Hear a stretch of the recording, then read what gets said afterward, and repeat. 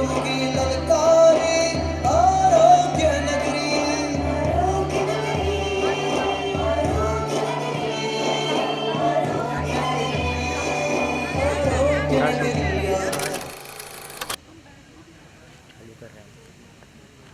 नगरी full power है ये। Welcome to Arogya Nagari Laser Fountain Show. Here we will see 5-minute clips with an intention to penetrate the idea of prevention is always better than cure in a fun way. Please don't shoot any video or photo from your mobile phones directly from front.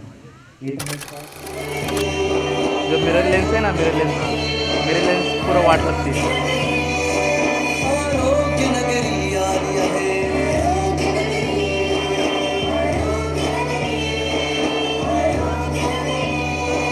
आरोग्य नगरी आलिया है।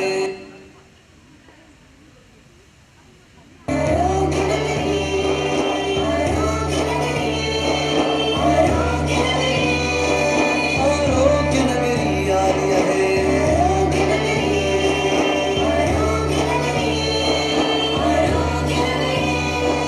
आरोग्य नगरी आलिया है। Chill मार रहे हैं। माता मेरे को पिता चेयर ने देते उसे जरा तोहफे सर, में दिया हुआ नया चेयर देते सेल क्या मेरे को? फोन उसे पसंद आया। वह यहाँ वहाँ सिर्फ उसी फोन पर रहता था। उसने अपने सुबह से लेकर शाम तक का समय सिर्फ फोन में बिताया था। पढ़ाई में भी, और रहेगा भी कैसे? वह दूसरे दुनिया में जो चला गया था, जहाँ पर उसका मन उसके दिमाग पर हावी हो गया था, और हावी हुआ मन आँखें और उंगलियों में उलझ जाता है। एक दिन मन से हावी हुए दिमाग के साथ राहुल रास्ते से जा रहा था। हाथ में उसके माया जाल था जिसमें वो खो चुका था, और चलते चलते ही वह एक अजनबी से मिला, और ऐसे मिला कि हाथ के माया जाल से ही बाहर आ गया। क्योंकि राहुल जिससे टकराया था वो इंसान हाथ में लाठी लिए हुए था, और आंखों पर काला ऐनक यानी कि चश्मा था। वो धक्का सिर्फ उसे ही नहीं लगा, पर मन से हावी दिमाग को भी लगा। एक अंधा इंसान खुले आँखों वाले को ऐसा सबक सिखाएगा, ऐसा उसने भी सोचा नहीं था। इंसान अंधा सिर्फ आंखें नहीं होने से नहीं होता, वो अपने मन से दूसरी दुनिया में जाकर वास्तविक दुनिया में अंधा हो जाता है।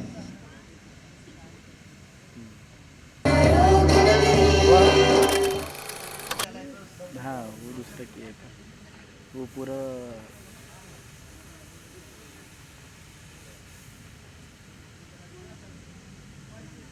दो दोस्त चिल मार रहे हैं, एक सुरेश ये दूसरा और क्लिप दूसरा है ना। नीलेश। हाँ दोनों बहुत अच्छे दोस्त होते हैं। दोनों एक साथ चाय पीते हैं, नाश्ता करते हैं, पढ़ाई करते हैं, खेलते हैं, मज़ा मस्ती करते हैं। पर जो सुरेश होता है उसको एक अलग आदत होती है, वो है स्मोकिंग यानी कि सिगरेट की लत। और नीलेश को इस सिगरेट से तकलीफ होती है। तो नीलेश ने एक बार सुरेश से कहा, मुझे लगता है तू ये सिगरेट छोड़ दे। क्यों? सुरेश ने पूछा। अरे वो अच्छी नहीं होती रे, बॉडी को अंदर से खोखला बना देती। नीलेश ने जवाब दिया, और इस जवाब पर सुरेश जोरों से हंसने लगा। तब नीलेश ने उससे पूछा, क्या हुआ? सुरेश बोला, 2 साल से हम दोस्त हैं और तब से मैं पी रहा हूँ रे। मुझे शादी सर्दी खांसी नहीं हुई, तू क्या कह रहा है ये? तब नीलेश बोला, तेरे भलाई के लिए ही कह रहा हूँ रे। सुरेश तब बोला, अरे कुछ नहीं होता रे, अभी देख। सिगरेट का पैकेट दिखाते हुए सुरेश बोल रहा था, ये लोग इतने उल्लू बिजनेसमैन हैं क्या जो अपने प्रोडक्ट पर ही इंजूरियस लिखेंगे? उनको धंधा करना ही नहीं आता। अरे वो सच है। नीलेश बोला, अरे सच तेरे सामने है, फिट एंड फाइन, जोर से हंसते हुए सुरेश बोला। ऐसे ही दिन बीतते गए। सुरेश ने अपनी स्मोकिंग की आदत थोड़ी सी बढ़ा ली थी। नीलेश उसके साथ वैसे ही था। पर एक दिन नीलेश को थोड़ी तकलीफ होने लगी। उसे खांसी की तकलीफ कुछ ज़्यादा ही होने लगी। उसकी खांसी महीने महीने चलने लगी और एक दिन तो खांसी में खून आने लगा। तभी वो दोनों डॉक्टर के पास गए और उन्होंने नीलेश का चेकअप किया। सुरेश ने पूछा, डॉक्टर क्या हुआ? डॉक्टर ने कहा, उसका हमने एक्सरे निकाला है। उसका एक पूरा फेफड़ा स्मोकिंग की वजह से डैमेज हो चुका है। सुरेश बोला, डॉक्टर पर वो तो स्मोकिंग नहीं करता, ये कैसे पॉसिबल है? क्या बात कर रहे हो? डॉक्टर चौंक गए। अच्छा, तो फिर वो स्मोकर्स के कांटेक्ट में ज़्यादा रहता है क्या? क्योंकि अगर पेशेंट खुद स्मोक नहीं कर रहा पर ऐसे लोगों में रह रहा है कि जो स्मोकिंग ज़्यादा कर रहा है तो उसको तकलीफ हो सकती है। इसे हम पैसिव स्मोकिंग कहते हैं। ये सुनकर सुरेश तो सुन हो चुका। उसको ये रियलाइजेशन आने लगी कि उसके स्मोकिंग के आदत से उसके करीबी दोस्त नीलेश का एक फेफड़ा डैमेज हो चुका है। तो उसने डॉक्टर को पूछा, तो डॉक्टर बोले, अभी अगर पॉसिबल है तो उसे पैसिव स्मोकिंग से दूर करना होगा। उसके सामने जो कोई स्मोक करता है उसको उससे दूर जाना पड़ेगा। ठीक है, टेक केयर ना। ये सुन के सुरेश घबरा गया और उसने ठान लिया कि वो सिगरेट नहीं पिएगा और उसने अपने जेब में का सिगरेट का पैकेट वो डस्टबिन में डाल दिया। अपने किए की सज़ा कभी दूसरा न भुगते। Smoking is injurious to health. यह सिर्फ खुद के लिए ही नहीं पर अपने निकट संबंधियों के लिए भी लागू है।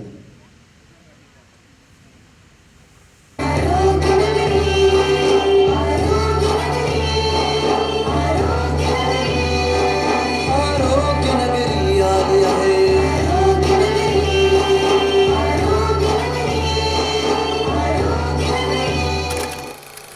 मनीष के घर पे सिर्फ उसके पापा थे। कोविड की वेव में उसकी माँ चल बसी। घर की औरत अगर घर से चली जाती है तो घर सिर्फ 4 दीवारें बनती हैं और 4 दीवारें फिर कोसने लगती हैं।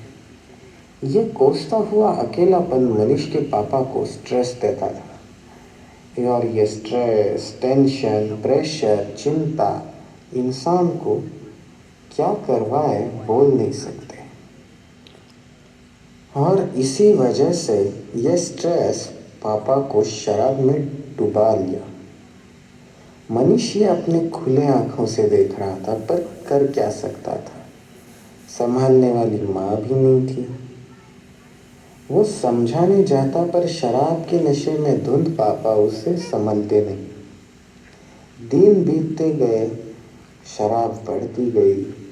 सब लोग कहते कि शराब का नशा छूटे नहीं छूटता और वैसे ही हुआ। शराब से तकलीफ होने लगी पर शराब बंद करते ही वो बढ़ने लगी।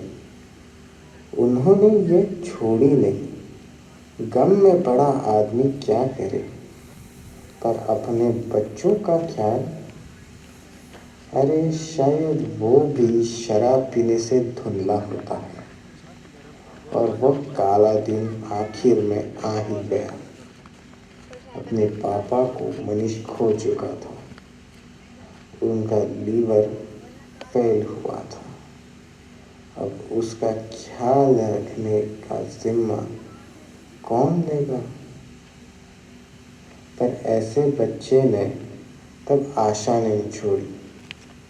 अपने पापा को संभाल ना सका, पर यह गलती उसे फिर से नहीं करनी थी। उसी वजह से उसने अपने दम पर रिहैब सेंटर चालू किया। हर पेशेंट में वो अपने पापा को ढूंढता था और ट्रीटमेंट देता था। एक झटका इंसान को दुनिया में कुछ तो अच्छा करने की अपॉर्चुनिटी दे सकता है और प्रेरणा दे सकता है। ये इससे सिद्ध होता है। स्ट्रेस से बाहर निकलने का सिर्फ नशा ही तरीका नहीं, क्योंकि नशा जिम्मेदारियों से तोड़ देता है। उस नशे का कैसा असर अपने परिवार पर पड़ेगा, ये तो कोई नहीं बता सकता। आरोग्य नगरी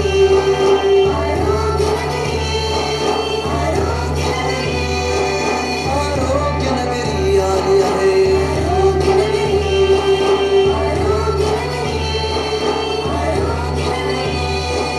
आरोग्य नगरी आली आहे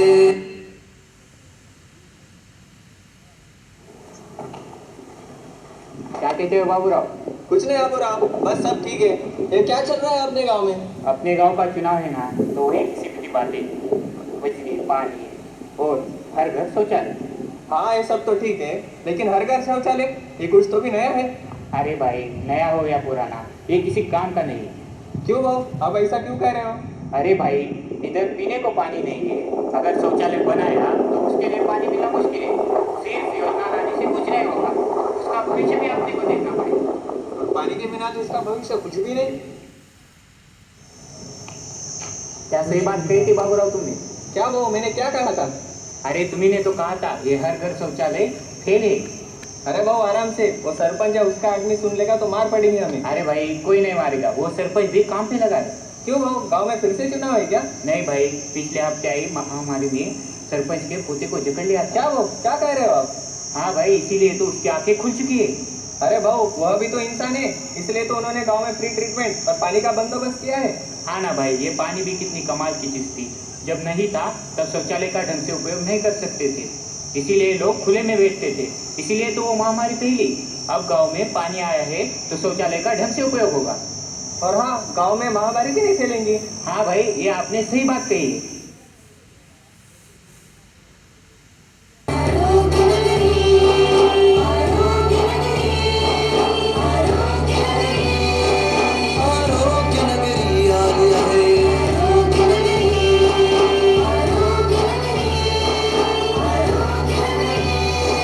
आरोग्य नगरी आली आहे लग रहा है। अरे भाई, तू यहाँ? हाँ, कल ही शिफ्ट किया हूँ। उस वाली नाली में जरा कंजेस्टेड लग रहा था ना, तो यहाँ इस गटर में अभी कंपार्टमेंटल डिवीजन है, तो ढंग से रह सकता हूँ। ये अच्छी बात बोली। बाकी भाभी और बेटियाँ कैसी है? हाँ, अरे वे तो खाना खाने गई है ना। ये पार्क में सुबह शाम बहुत लोग जॉगिंग को आते, कसरत अच्छे से करके अच्छा अच्छा खाना खाते होंगे। बीवी और बेटियाँ तो खुशी हो गई। इतना अच्छा खाना उस नाली के आसपास तो नहीं मिला उनको। अच्छा हुआ यहाँ शिफ्ट किए। हाँ, यहाँ पर वो तो अच्छी बात है। लजीज और गर्म खून की बात ही कुछ और होती है। अपने भाभी को ही देख लो, जॉगिंग टाइम में जाकर खाना खा के कैसी सेहत बनाई है उन्होंने। बाकी ये इतनी आबादी होकर भी अपार्टमेंट बहुत अच्छा है। ये आर्किटेक्ट कौन है अपार्टमेंट का? अरे काहे का आर्किटेक्ट? बाजू में पोल्ट्री फार्म है, वहाँ पे वो अंडों के मोड़ वो इंसान लोग यही फेंकते हैं और पोल्ट्री क्लीन करके पानी भी यहाँ ही छोड़ते हैं। अब बोलो, अलग से कौन आर्किटेक्ट होगा? और ये तो वो नारियल की कटोरी और पानी वाले बर्तनों से भी अच्छा है। कम मेहनत में ज़्यादा पर अच्छा काम। देख रहा हूँ इतनी आबादी खुशहाली से रह रही है, और ऊपर से ये गरम गरम खून, ये तो और भी अच्छा है। मज़ा ही आ गया। अरे भाई, क्या हुआ? अरे वो पोल्ट्री फार्म के इंसान मैनेजर ने कल धुआं छोड़ा था शायद से, डीडीटी था। बीवी अभी सीरियस है। अरे हाँ, मेरी बेटी भी पिछले हफ्ते बीमार पड़ गई थी और पेरिस ग्रीन डाला था शायद उन्होंने। अपने बच्चों के लिए बहुत खतरनाक है यार वो। हाँ ना, और अभी जब बेटियां जॉगिंग टाइम में बाहर जाती है ना, तब खून पीने से पहले ही बेहोश हो जाती है। पता नहीं क्या होता है उन्हें। हाँ, वो शायद ओडोमस लगाया होगा उन्होंने। अरे वो तो बहुत जहरीला है, अपनी बेटियों को मत भेजा कर वहाँ पे। तो क्या करे अभी, बाल बच्चे कैसे पाले। पोल्ट्री में जाए तो वहाँ पे भी अभी नीम का धुआं करके रखा है। मैं कहता हूँ दूर कहीं शिफ्ट करते हैं। पर कहाँ? मैंने सुना है ग्राउंड के उस पार बिल्डिंग बन रही है, वो कंस्ट्रक्शन रुका हुआ है। हाँ, तो वहाँ फाउंडेशन के गड्ढों में पानी अच्छा होता है। ऊपर से बाजू में बगीचा भी है। वहाँ तो इंसानों के बच्चे आते हैं खेलने। यानी कि पेट का भी प्रॉब्लम नहीं है अभी तो। हाँ, तो वही शिफ्ट कर लेते हैं। मैं अपने घर वाले से भी बात कर लेता हूँ और वो तो इंसानों के बच्चे सुनकर खुश हो जाएगी। ठीक है, कल मैं भी अपनी फैमिली को लेके आता हूँ वहाँ पे। ओके भाई, चलो फिर मिलते हैं कंस्ट्रक्शन साइट पे।